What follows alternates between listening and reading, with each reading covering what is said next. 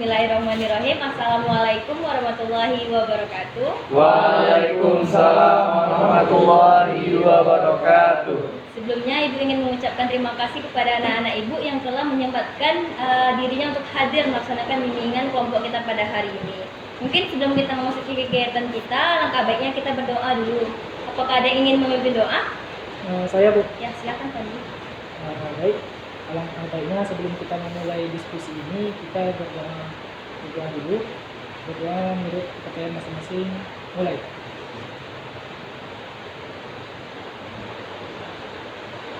Berdoa selesai. Baik, terima kasih kepada Fadli. Sebelumnya Ibu ingin bertanya kepada anak-anak Ibu semuanya, apakah sudah ada yang pernah mengikuti bimbingan kelompok sebelumnya? Belum, Bu. Belum ada yang pernah ya? Belum ya, oke. Mungkin Ibu ingin menjelaskan sedikit mengenai bimbingan kelompok, bahwa bimbingan kelompok ini adalah suatu layanan dari bimbingan dan konseling yang diberikan oleh guru BK atau konselor kepada konseli atau anak didik Ibu gitu, yang membahas suatu pembahasan secara umum yang aktual, yang menggunakan dinamika kelompok gitu.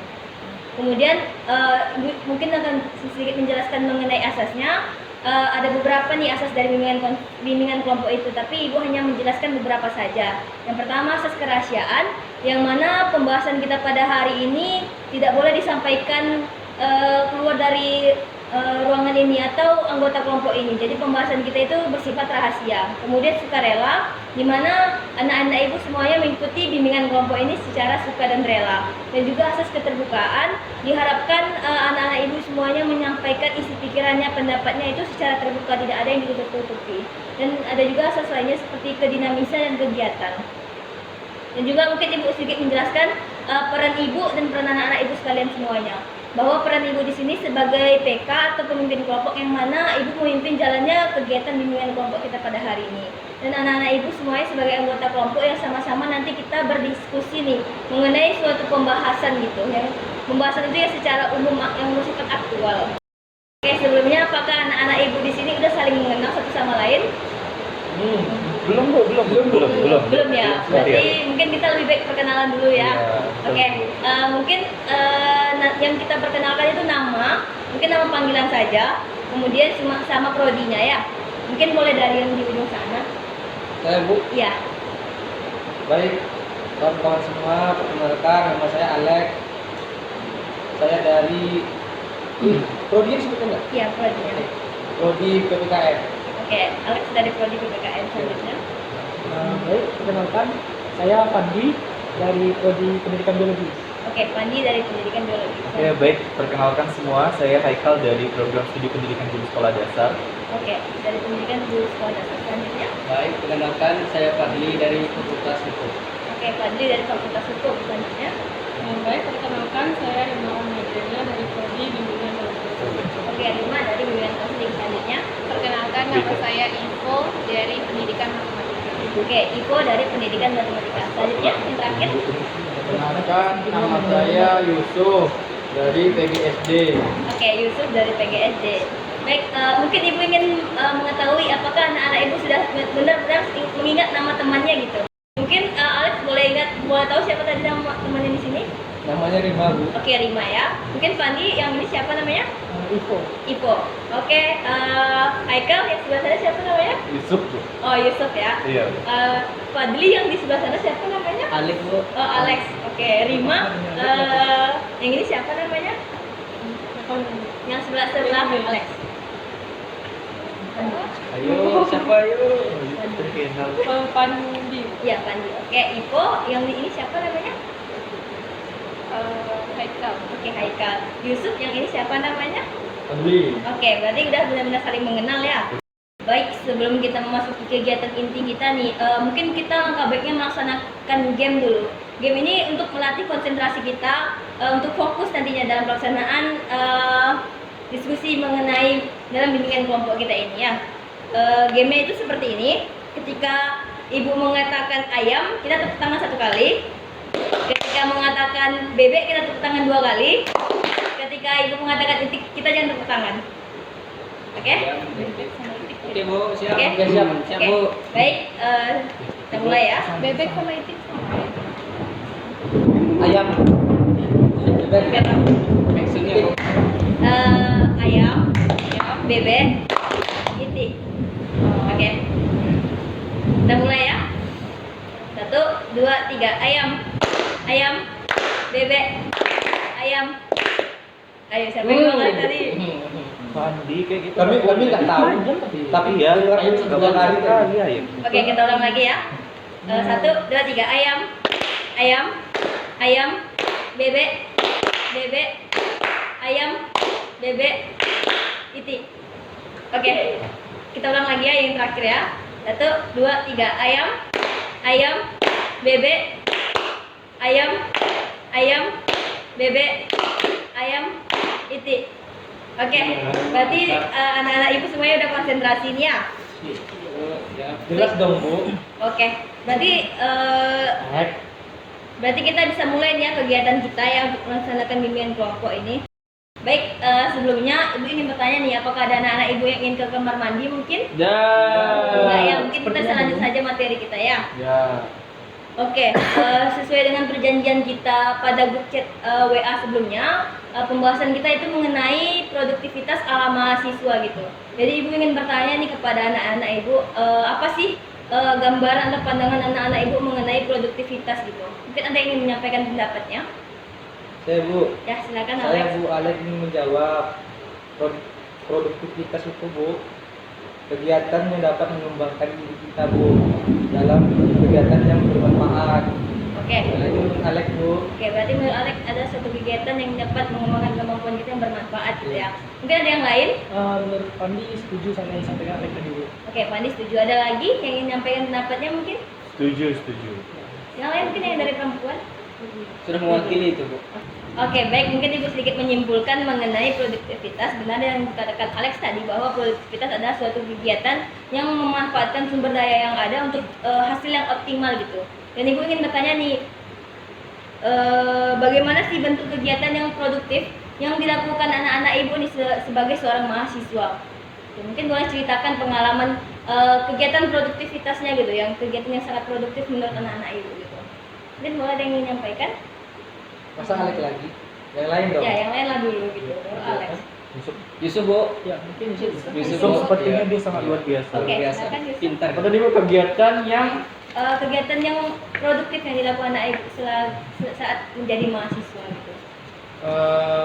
beribadah kepada Allah Subhanahu wa taala Bu. Masya Allah. Oh, Oke, mungkin ada yang lain kegiatan Bu, produktif. menambahkan Bu, Ya, silakan. mungkin apa mengikuti kegiatan apa ya? Organisasi. Ya, mengikuti kegiatan organisasi seperti di HIMA, BEM, maupun DPM. Oke, berarti kalau produktivitas dari Abdul itu tetap beribadah meskipun sedang sibuk-sibuknya kuliah ini ya. Kalau untuk Masya Allah. Iko itu tetap dia walaupun sedang menjalankan tugas kuliahnya, dia juga mengikuti kegiatan-kegiatan organisasi kampusnya gitu. Mungkin ada yang lain? Saya Bu, Ya, silakan Alex. saya tidak sepakat dengan Yusuf Bu. Ya, kenapa? Karena beribadah itu Bu, bukan kegiatan yang produktivitas Bu. Karena beribadah itu suatu kewajiban. Oke. Berbeda dengan kegiatan yang dapat menunjang atau meningkatkan kemampuan kita Bu. Oke. Ya, seperti itu kira-kira. Mungkin kalau kegiatan produktif dari Alex sendiri bagaimana? Saya sepakat dengan Ibu tadi Bu, bahwasanya kegiatan yang dapat meningkatkan produktivitas kita itu seperti kegiatan organisasi atau berolahraga atau belajar kelompok dengan kawan-kawan atau membuat forum diskusi kecil kan seperti itu. Oke, itu berarti bentuk produktivitas yang dilakukan Alex. Ya, Mungkin ya. dari Pandi, gimana kalau bentuk produktivitas? sejauh ini masih satu pemikiran sama Alex Bu. Oke, sering pemikiran. Mungkin Haikal? Kalau dari saya sendiri mungkin kurang setuju dengan saudara Alex Bu, terkait saudara Alex yang tidak setuju dengan saudara Yusuf Bu. Kita sama-sama mengetahui bahwa inti dari produktivitas itu adalah menghasilkan. Maka ketika kita melakukan sesuatu, lalu sesuatu itu menghasilkan sesuatu, maka itu merupakan sebuah tindakan yang produktif.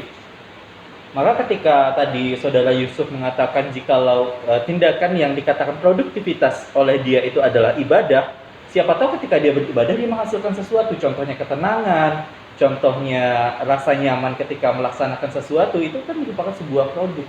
Seperti itu Bu, kalau menurut saya ya Bu. Oke, kalau menurut Haikal kurang setuju nih ya dengan pendapat Alex tadi. Iya Bu, tapi Oke. emang kadang kurang setuju gitu. Oke, terima kasih kepada Haikal. Mungkin kepada Fadli, Oh, menurut saya Bu sama seperti yang saudara Haikal. oh sama berarti ya. Mewakili Bu. Oke, kalau Tiga-tiga. dari Rima sendiri bagaimana? Kalau menurut saya Bu, mungkin setuju sama saudara tadi, karena kegiatan yang produktivitas itu kan dia menghasilkan suatu profit itu kan ada hasilnya. Mungkin dari kegiatan beribadah tadi dia menghasilkan ketenangan atau yang lainnya bagi diri dia. Gitu. Oke, mungkin gitu. Mungkin dari pembahasan yang kedua ini apakah ada yang ingin menyimpulkan mungkin? Sepertinya saudara Fadli ingin menyampaikan Ya, kesimpulan. mungkin boleh Sepertinya kalau Bu, menyimpulkan. bila tadi dia Ya, tertahan gitu apa yang mau dikatakan. Baik Bu. Menurut saya Bu, produktivitas ini adalah Bu.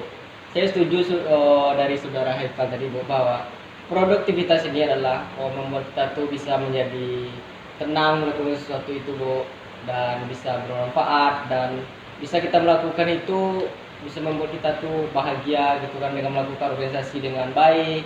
Nah gitu Bu. Oke, terima kasih kepada Fadli. Baik, Ibu ingin bertanya nih, bagaimana cara anak-anak Ibu dalam memanajemen diri untuk tetap produktif nih ketika menjadi seorang mahasiswa, yang mana kita tahu kan anak-anak Ibu di sini itu membuat tugas kuliah gitu kan, tentu sibuk dengan tugas kuliahnya, dengan kewajiban dari kuliahnya gitu. Mungkin Ibu ingin bertanya satu-satu gitu kepada anak-anak Ibu, ya mungkin boleh dari Alex gitu. Baik Bu, karena Alex coba jawab begitu ya. Nah, menurut Alex seperti ini Bu, bagaimana sih cara memanajemennya kan? Jadi kita harus tahu dulu mana kegiatan yang sangat penting dan tidak terlalu penting Bu. Jadi apabila memang kegiatan itu sangat penting, maka itu harus kita dahulukan. Sepertinya contoh ketika kita tugas sebagai mahasiswa kan ada belajar. Jadi kita harus dahulukan belajar, karena belajar itu sangat penting. Apalagi kalau memang ketika kita kuliah banyak tugas-tugas yang diberikan dosen kan, nah itu harus dikerjakan terlebih dahulu. Contohnya apabila kegiatan yang penting, nah, penting itu seperti apa gitu kan, berorganisasi seperti itu. Nah jadi kita itu setelah belajar baru organisasi, karena kan organisasi ini kan penunjang untuk meningkatkan kemampuan kita kan. Nah baru setelah yang kegiatan penting itu baru kita tahu dulu apa itu kegiatan yang tidak terlalu penting. Nah itu sebagai contohnya, ketika kita sudah capek atau lelah dalam kegiatan belajar atau mengerjakan tugas di kampus, dalam kegiatan berorganisasi, tentulah kita perlu rileks kan, perlu merefresh otak seperti itu. Nah, makanya dari itu kita bisa contohnya kayak duduk di taman santai atau minum segelas kopi gitu kan. Nah, maka dari itu kita harus tahu dulu dalam diri kita ini kegiatan yang sangat penting dan tidak terlalu penting itu Bu. Oke. Seperti itu kira-kira. Oke, terima kasih Alex. Mungkin kalau dari Alex dia itu membuat skala prioritas kan gitu. Mana yang sangat penting, kurang penting, yang sangat tidak penting gitu ya. Mungkin selanjutnya kepada Fandi.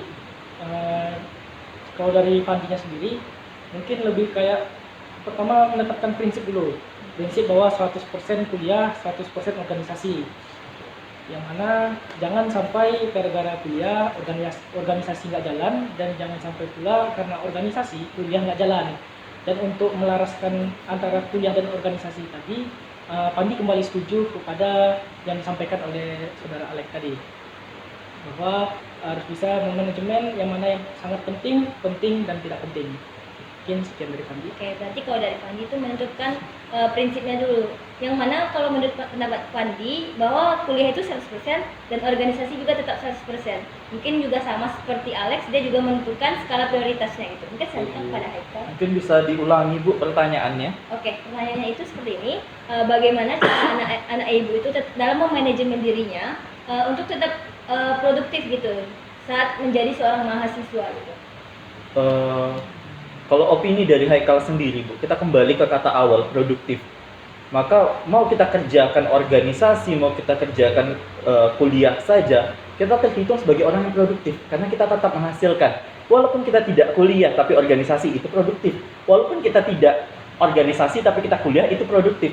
Tapi ketika kita ditanyakan kualitas dari produktivitas tersebut, barulah masuk kepada pembahasan bagaimana cara kita ibaratnya meningkatkan kuantiti dari produktivitas itu.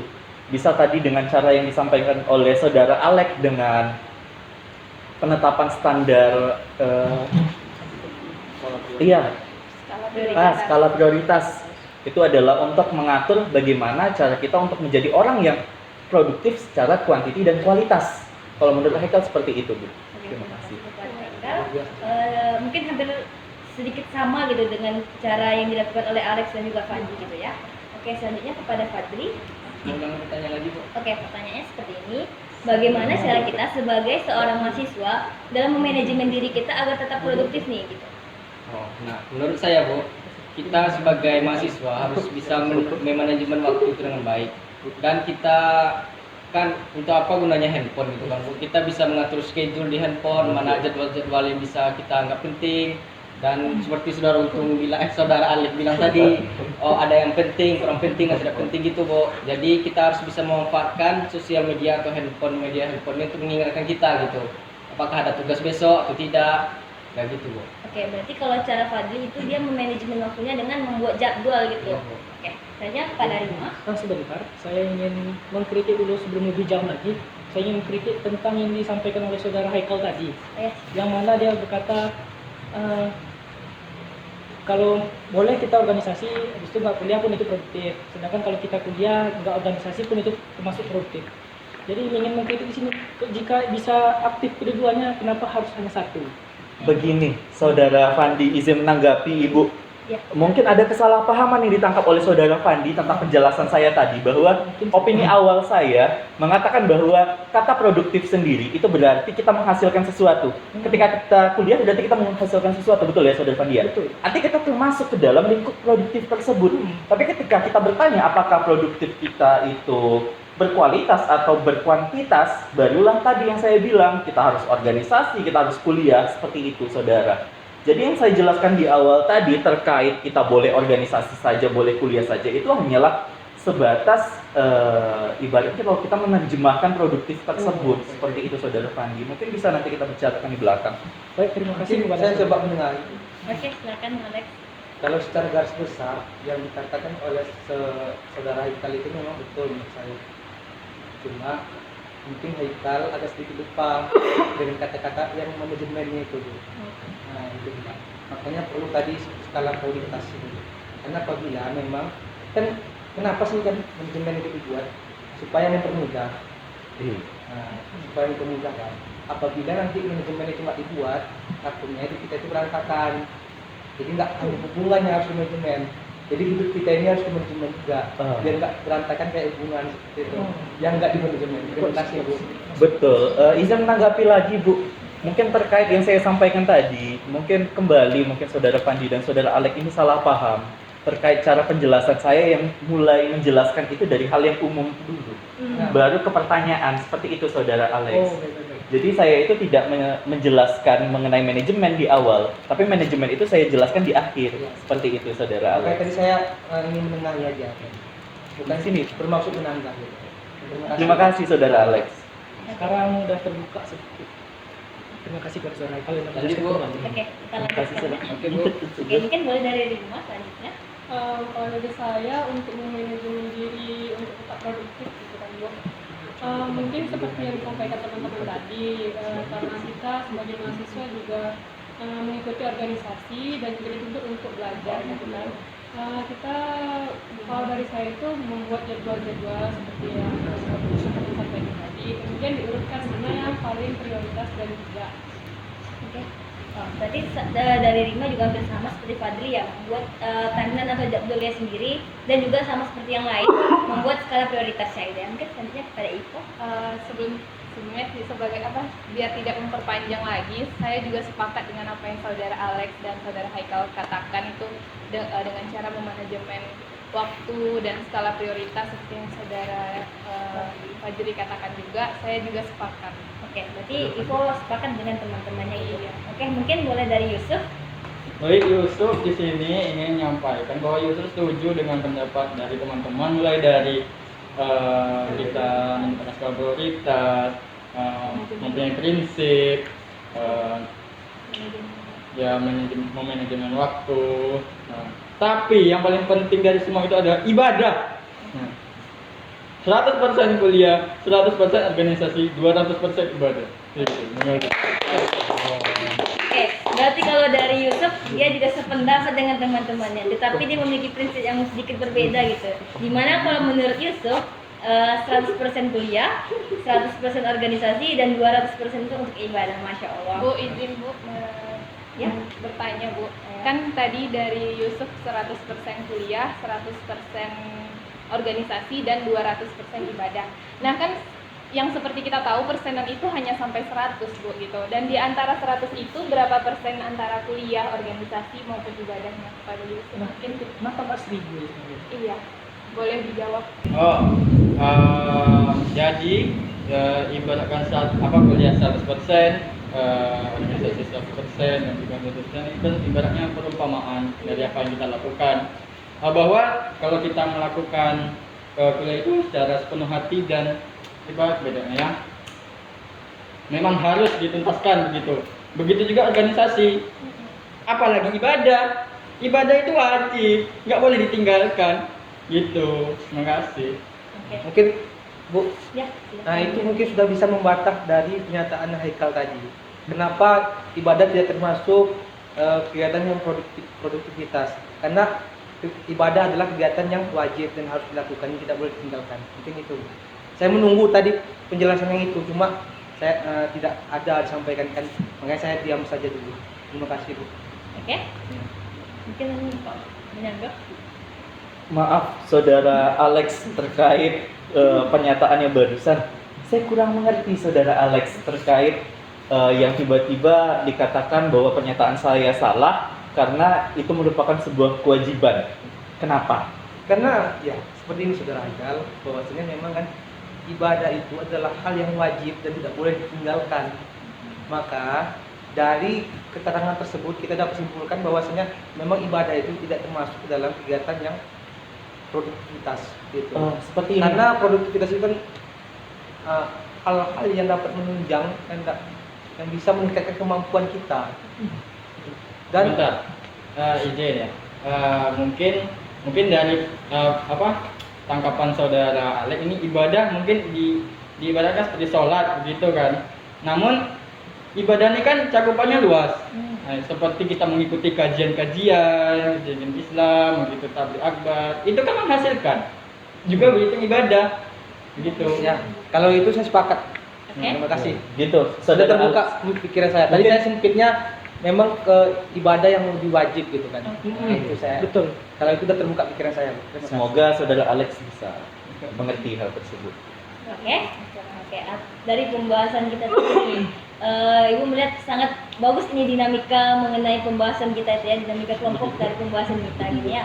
Jadi ada nggak dari anak-anak Ibu dari hasil pembahasan kita tadi menyimpulkan yang telah disampaikan teman-temannya tadi gitu? Mungkin ada yang- Mungkin Fadli jawab. Haikal lah Bu. Oke, siapa yang ingin? Sudah tadi Bu. Oke, ada yang ingin? Kalau Iya. Tapi dari tadi pandangan saya sepertinya Rima ingin menyampaikan. Iya. Kayak Oke. menggebu-gebu gitu ingin menyampaikan Cuma dari pemikirannya. tadi Gitu. tertahan Bu. Iya. Iya, Iya. saya ingin memberi kesempatan kepada teman kita gitu. Oke, mungkin dari Rima boleh. Apa tadi pertanyaannya? Menyimpulkan nih dari hasil pembahasan kita tadi. Gitu.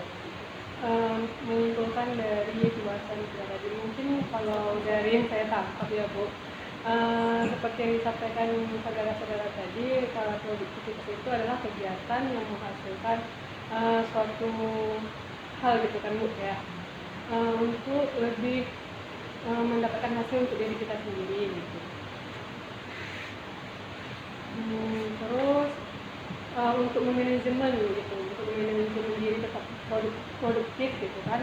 Tadi seperti yang disampaikan teman-teman juga, kita itu bisa membuat jadwal, memanajemen waktu, dan membuat skala prioritas dari mana yang kita pentingkan, dari yang penting sampai tidak penting kita ambil.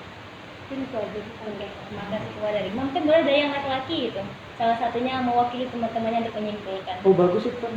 Fadli Ya, Kalau opsi dari Pandi kan di akhir tadi saudara Yusuf yang sudah mendengarkan semuanya, mungkin sepertinya dia lebih bisa menyimpulkan. Silakan saudara Yusuf. Jadi yang dapat kita simpulkan dari apa yang kita bahas tadi, bahwa produktivitas itu adalah sebuah kegiatan yang menghasilkan, betul kan? Kesimpulannya juga bagaimana sih cara kita tetap produktif itu seperti kita mahasiswa itu kan tetap produktif walaupun memang kegiatan utama kita sebagai mahasiswa yaitu belajar, mungkin ditambah lagi seperti organisasi atau kegiatan-kegiatan lain. Nah, disitulah kita bagaimana cara kita mengatur memanajemen waktu kita, memanajemen agenda-agenda yang apa yang kita lakukan gitu. Itu saja. Oke, terima kasih pada Yusuf dan Rima. Mungkin Ibu Sri menyimpulkan lagi bahwa produktivitas menurut pendapat tadi ya, menurut hasil diskusi kita, bahwa itu adalah suatu kegiatan yang memanfaatkan sumber daya untuk mencapai hasil yang optimal gitu. Dan bentuk-bentuk produktivitas yang anak-anak Ibu lakukan yaitu seperti berorganisasi, meskipun tetap menjalankan kewajibannya sebagai mahasiswa mengerjakan tugas kuliah, tetapi tetap berorganisasi, beribadah dan sebagainya. Dan cara anak Ibu dalam memanajemen atau tetap produktif itu caranya dengan memanajemen waktunya, dengan seperti yang dikatakan teman-temannya membuat schedule atau timeline, kemudian juga membuat skala prioritas gitu ya. Oke. Yang dari sudut pandang Ibu nih, setelah kita berdiskusi nih, mungkin agak sedikit tegang gitu ya. Mungkin lebih baik kita melaksanakan game gitu lah ya. Oke, jadi ceritanya di sini nama permainannya adalah lanjut cerita. Jadi nanti anak-anak Ibu itu memiliki nomornya masing-masing gitu ya. Misalnya Abdul 1, Ivo 2, Yusuf 1, Ivo 2 dan sebagainya. Nanti ketika Ibu bercerita mengatakan nomor yang kalian miliki, kalian harus tegak dan mengatakan ya saya gitu ya. Siap, Bu. Ya, contohnya dulu. Misalnya gini, Contoh. misalnya Yusuf nomornya 1. Jadi pada saat satu bulan sebelumnya Yusuf harus tegak dan mengatakan ya saya gitu. Ketika menemukan nomornya. Paham, Bu. Ketika nomornya disebut. Ya misalnya pada 1 bulan sebelumnya Yusuf tegak dengan mengatakan ya saya gitu. Oke? Yang nggak sadar berarti namanya kurang konsentrasi di sini ya. Oke, mungkin boleh dari Yusuf dulu menyebutkan nomor. 1, 2, 3. 4, 5, 6. 7. Oke, berarti ingat nomornya masing-masing ya. Nanti ketika Ibu menyebutkan nomor masing-masing, harus tegak ngomong Ya, saya. Ya, ya, saya.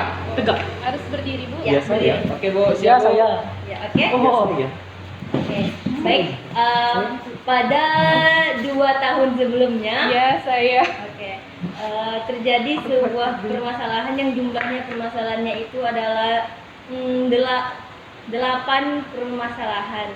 Yang mana yang ke-1 Saya. yaitu permasalahan perekonomian, yang kedua Ya, saya. oke, pencemaran lingkungan, kemudian yang ketiga Ya, saya. ya apa ya permasalahannya ya, Ya. percintaan dan sebagainya. Oke. Bandi mah baper. Pada 5 bulan sebelumnya, dia harus cepat ya. Ya saya. Oke, pada 5 bulan sebelumnya pemerintah telah Bandi ngaco mah ulang. Ih, Bandi lah. Lanjut. Oke. Pada 5 bulan sebelumnya, Ya saya. yang tepatnya itu 7 bulan. Ya, saya. Oke, 7 bulan sebelumnya telah terciptanya 4 program. Ya, saya. Oke, Bob. Oke, ini yang terlambat kita hukum ya. Ya. Oke, hukumannya nyanyikan lagu Mars Mahasiswa di sini ya. Masya Allah. Oke, Ini selawat. oh my god. Subhanallah. Alhamdulillah. Memang mantap Yusuf nih. Oke, kita mulai gamenya ya. Ini game terakhir dan yang nanti yang kalah harus menyanyikan lagu Mars Mahasiswa, oke? Oke, tepat pada 6 tahun yang Ya, lalu, saya. 7 bulan Ya, saya. dan 5 hari. Ya saya. Oke, terjadinya beberapa konselor atau munculnya beberapa konselor yang jumlahnya itu 3 Ya, saya. 3 konselor ke Indonesia gitu. Satu konselornya Ya, saya. nggak tegak. Nyanyi.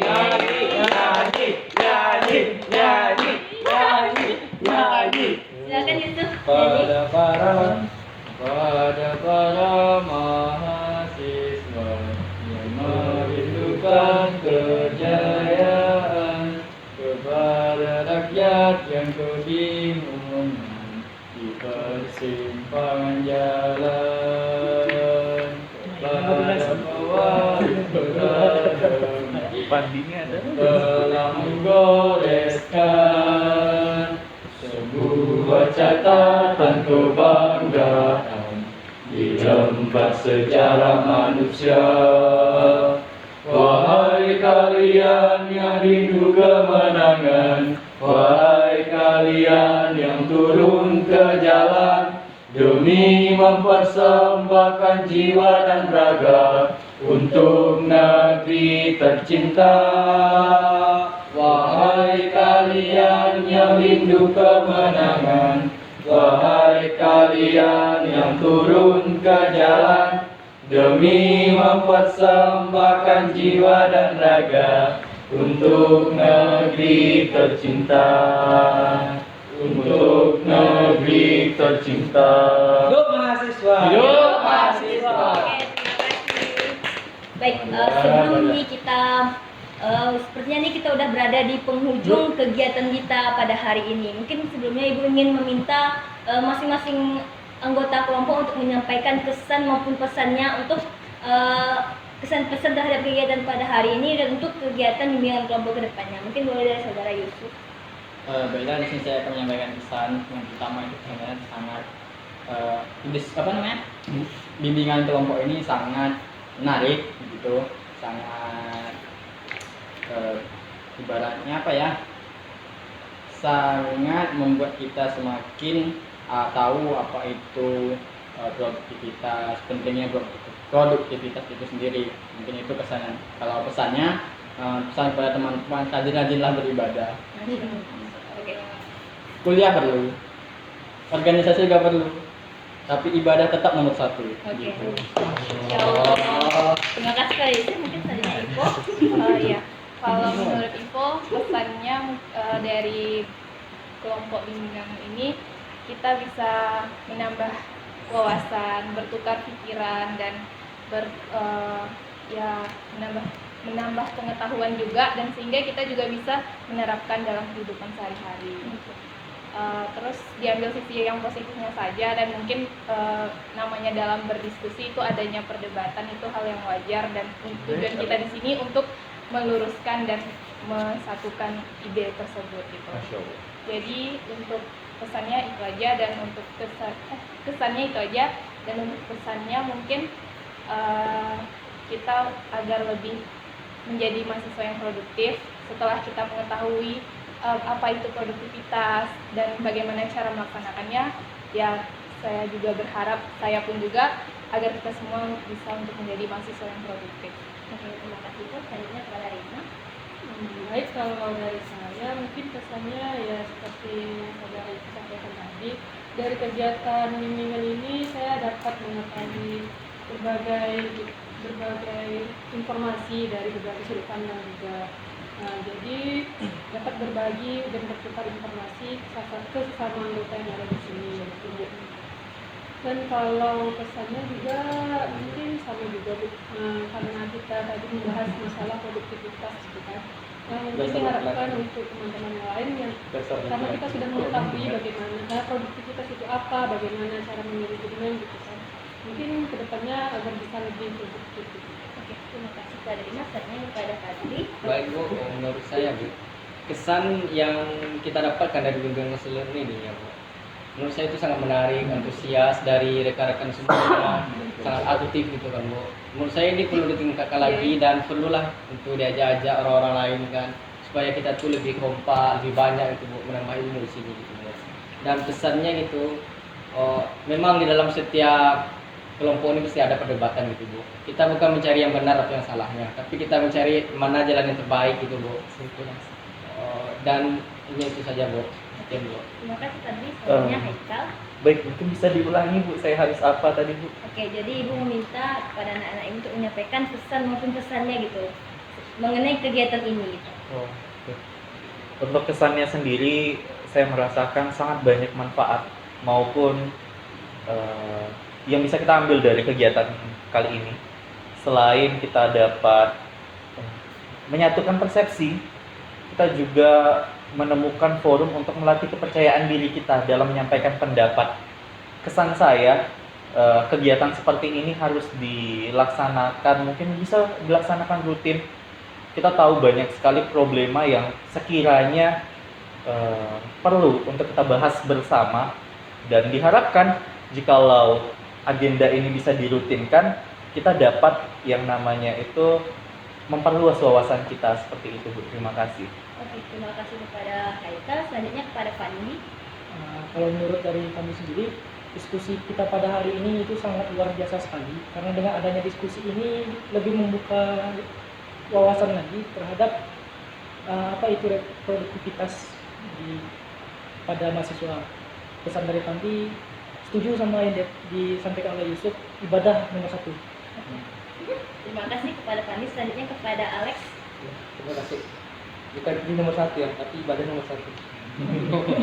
Maaf ya, itu pesan politis. Jangan disertakan di sini. Itu bercanda tadi, intermezzo. Oke, ini pesan dari saya, dari Alex gitu ya. Alasannya untuk kegiatan ini sangat luar biasa gitu. Dapat menambah wawasan Alex gitu kan. Dapat bersilaturahmi dengan kawan-kawan gitu kan. Bisa memperkuat juga kan jaringan tali silaturahmi gitu. Dan juga dapat menambah wawasan dan juga melatih bagaimana cara berbicara di depan orang banyak. Wah, rumah kalian nih. Setuju dengan Haikal itu.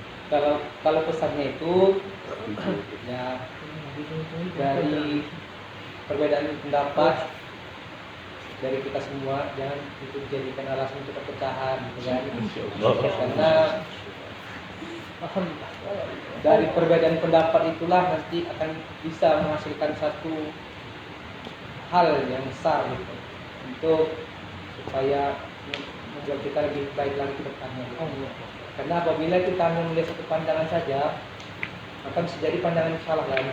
Makanya jangan hanya melihat satu pandangan dari satu peristiwa, jadi lihatlah pandangan lain dari orang yang berbeda pula.